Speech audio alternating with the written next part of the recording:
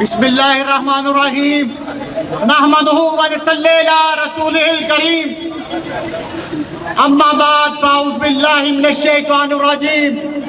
وہ مرد نہیں جو گھبرا جائے حالات کے خونی منظر سے، وہ مرد نہیں جو گھبرا جائے حالات کے خونی منظر سے، جس دور میں جینا مشکل ہو اس دور میں جینا لازم ہے۔ میرے بھائیوں، آج پورا ملک سراپا احتجاج ہے غزہ کے مسلمانوں کے حق میں۔ آج یہود و نصارہ ہمارے سر پہ آیا کیوں؟ یہ سوالیہ نشان ہے کہ 1 ارب سے زیادہ مسلمان، وہ مٹھی بھر یہودی لابی ہمارے اوپر مسلط کیوں؟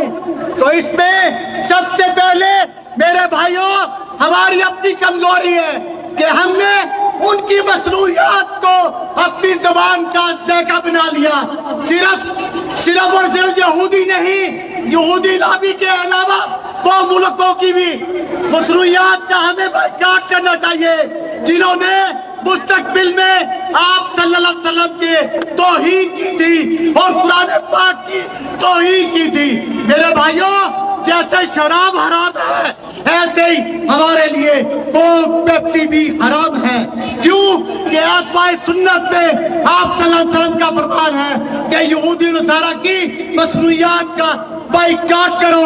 لہذا ہم حکومت پاکستان سے، حکومت عدلیہ سے مطالبہ کرتے ہیں کہ آئے اپنی غیرت کا مظاہرہ کریں، اپنی غیرت کا جذبہ کریں۔ ہماری پاکستان کی افواج کا موٹو تھا کہ وہ مجاہد، وہ غازی، وہ جہاد کے میدان میں۔ آج کیا ہوا کہ سب سے بڑی طاقت مسلمانوں میں وہ پاکستان ہے۔